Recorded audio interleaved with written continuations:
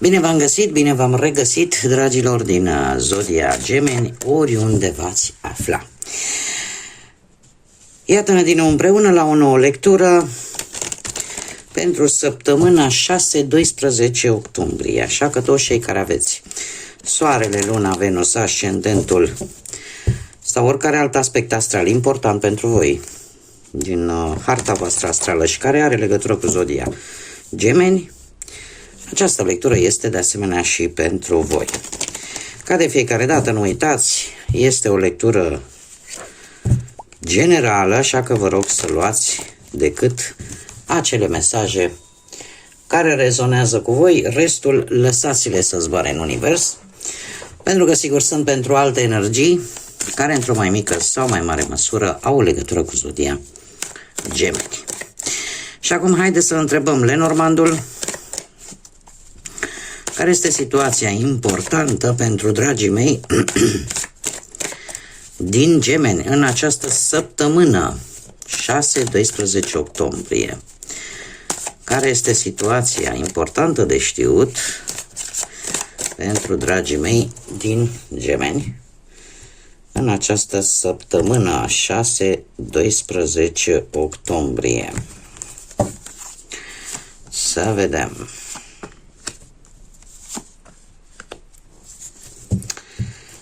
Dragii mei dragi,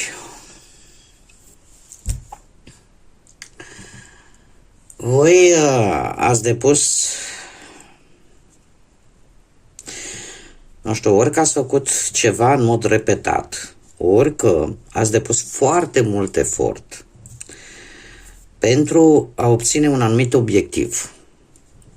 Cert este că această săptămână vine la rândul ei cu anumite vești care vă vor pune în situația de a lua o decizie de a încheia, de a vă asuma,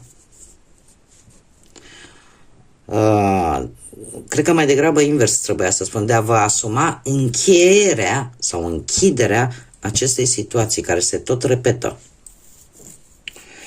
Sau acestei situații în care voi tot ați investit energie, poate timp, dar cumva vin niște vești care vă vor pune în situația de a lua o hotărâre și de a vă schimba direcția sau de pur și simplu de a face o alegere. O alegere care să închidă această situație. Indiferent cât de greu va fi și indiferent poate câtă tristețe vă va aduce. Pentru că nu va fi o alegere ușoară. Dar aici ceva, într-un fel sau altul, trebuie să se cam încheie. Trebuie să se cam încheie pentru că alte variante nu, din câte văd eu aici, sunt într-adevăr opțiuni sunt, dar ceea ce voi cumva veți alege va pune final la această situație. Și e un final care nu o să vă convină foarte tare sau care poate să vă aducă, cum am mai spus, tristețe,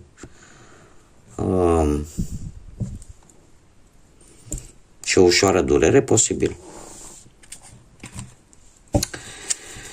Haideți să vedem ce ne spune și tarotul.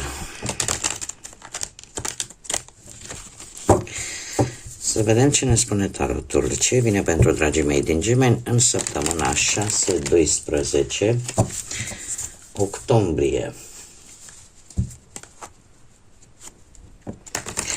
Acum, dragii mei, trebuie să vă spun că luna lui octombrie, cel puțin la voi pentru Zodia Gemeni, aspectele astea astrale cer mai multă seriozitate, cer foarte multă seriozitate. Deocamdată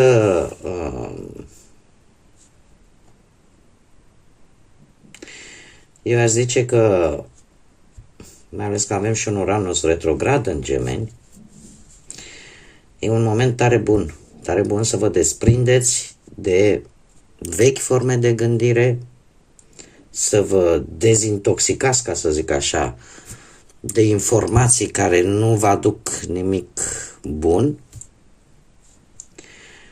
Și se cere un pic de, cum să spun eu, pondere vis-a-vis de tot ce ține de rețelele sociale și în general de partea asta a internetului, de partea virtuală. Acum, haideți să vedem ce ne spune tarotul pe plan profesional, financiar sau sentimental. Haideți să vedem. Pe plan profesional, mulți dintre voi probabil sunteți în faza începerii unui nou job. Posibil, sau cel puțin aveți această energie, o viziune total nouă, foarte promițătoare, care pentru voi reprezintă ceva foarte pozitiv pe cariera voastră. Sunteți într-un moment cheie, aș spune, în care ori o idee bună te poate ajuta să începi ceva cu mult potențial, dar trebuie să o faci într-un mod înțelept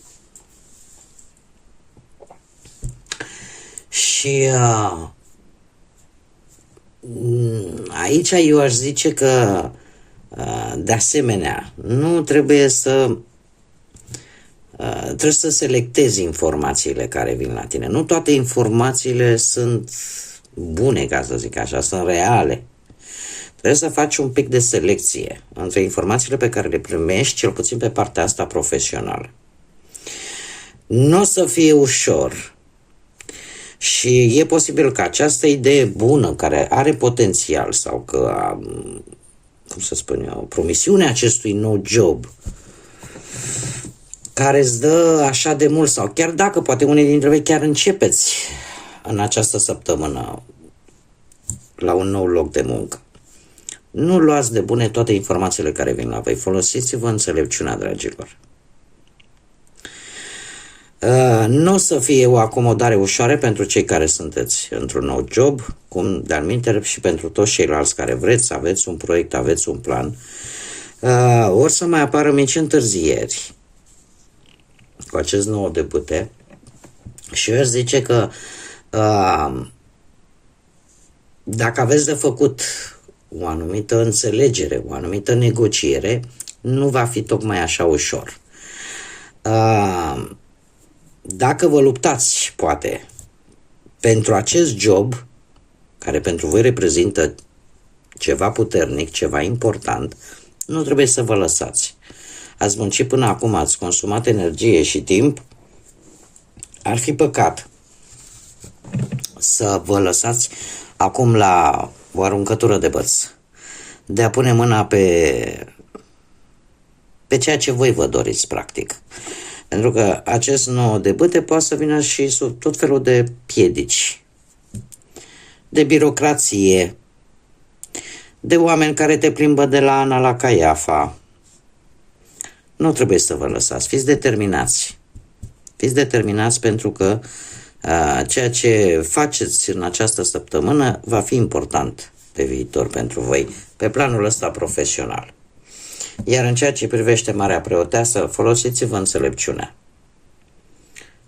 Chiar dacă la voi vin tot felul de informații, tot felul de vești, selectați-le. Iar voi învățați oarecum să vă stăpâniți. Vă place să comunicați și e perfect normal, pentru că îl aveți pe Mercur și Mercurul este planeta comunicării, doar că sunt momente în viață în care trebuie să ții pentru tine. Ce este important trebuie să ții pentru tine. Sfatul Marii Preotese, de fapt, ăsta este. De aici provine înțelepciunea ei. Ea știe foarte multe, dar în exterior nu dă decât atât cât trebuie.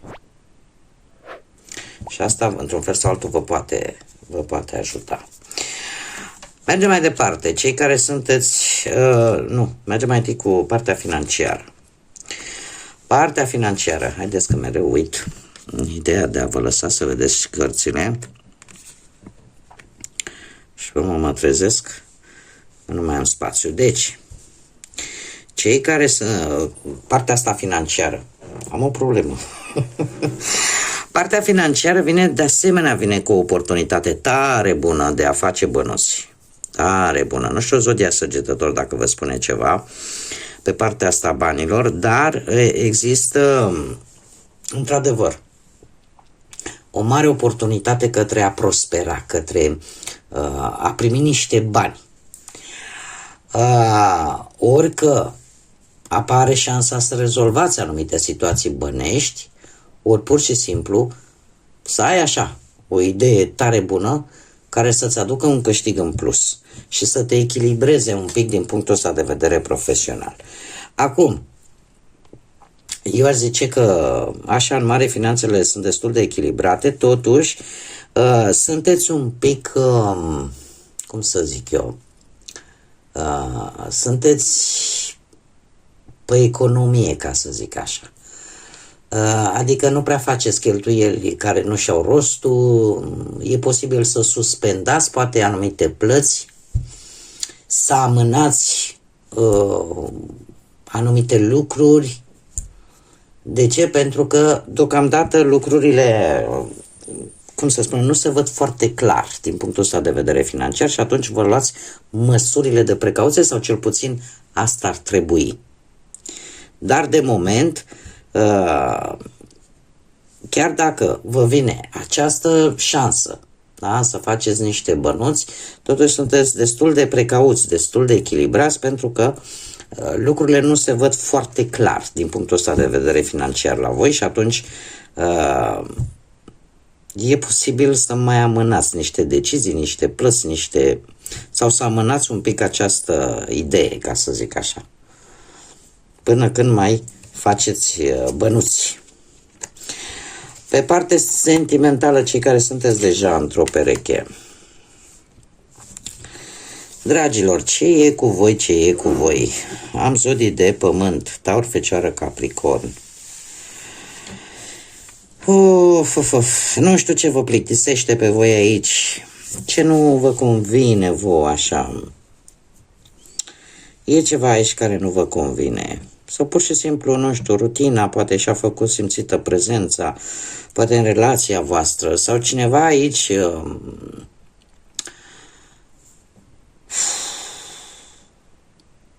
nu știu, unul dintre voi trece printr-o pasă proastă, ca să zic așa, în relația voastră și are un soi de egoism, ca să zic așa. Da? Pentru că oarecum se gândește poate mai mult la propriile necesități și mai puțin la ce își dorește celălalt. Poate să fie și acest lucru.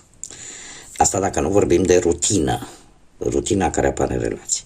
Din ce văd eu aici, totuși, cu această regină de monede, mai ales cei care aveți poate și un ascendent, lună, Venus, într-o zodie de pământ, Taur, Fecioară, Capricorn, există resurse și o perioadă în care simți nevoia de a mai ieși cu perechea ta, de a ieși, de a vă bucura de viață într-un fel sau altul.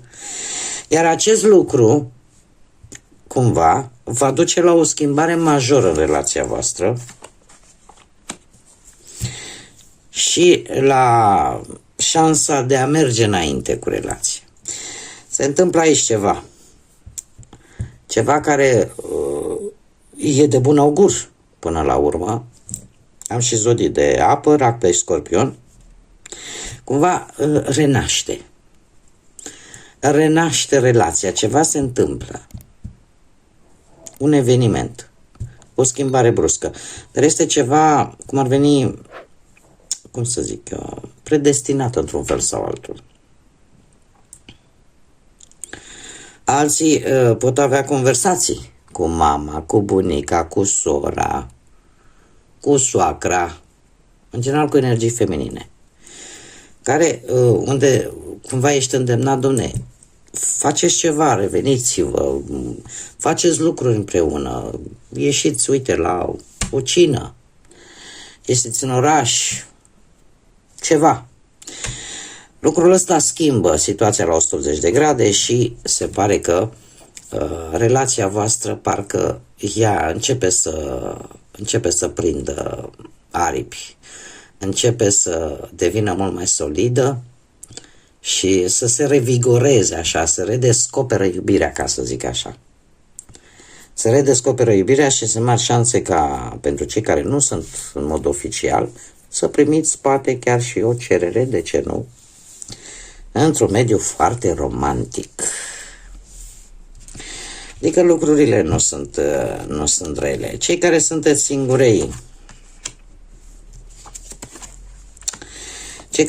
singurei, aș zice că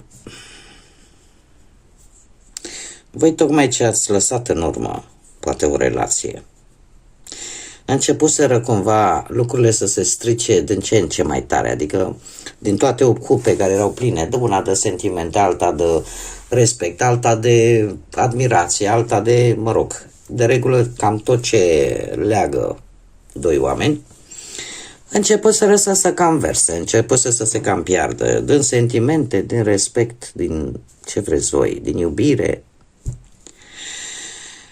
Dar această renunțare la o relație recentă, aș zice, vă va aduce anumite temeri.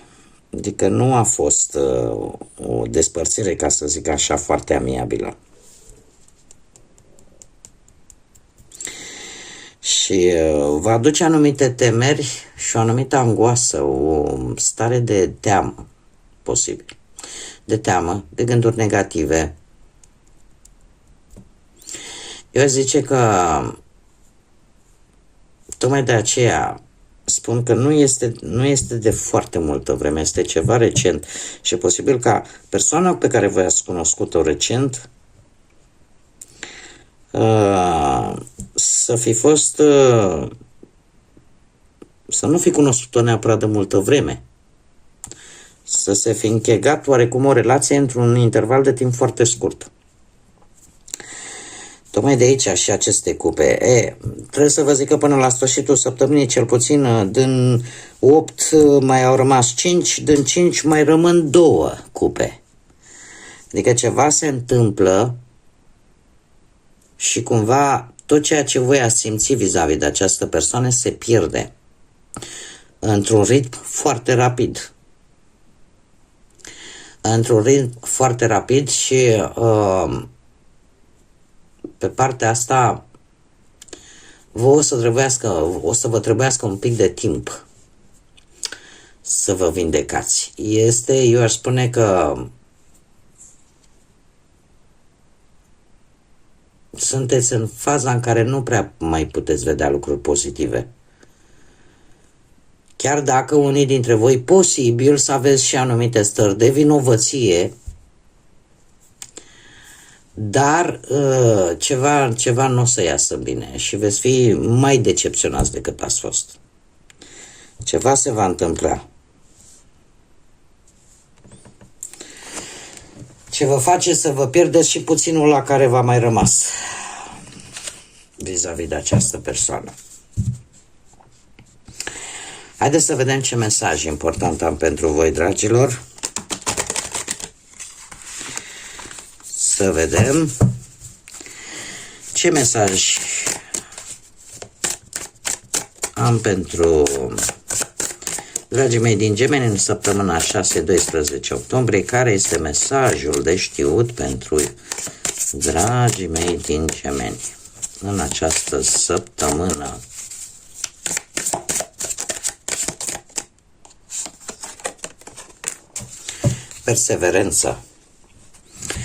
Perseverență și spune așa, continuă.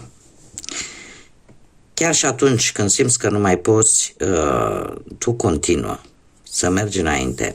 Pe partea asta de lumină ar trebui să lucrați mai mult la anduranță, la forță și la tenacitate. Iar în ce privește partea de umbră, ar trebui să nu vă mai lăsați bătuți, în sensul să renunțați, să dați dovadă de slăbiciune și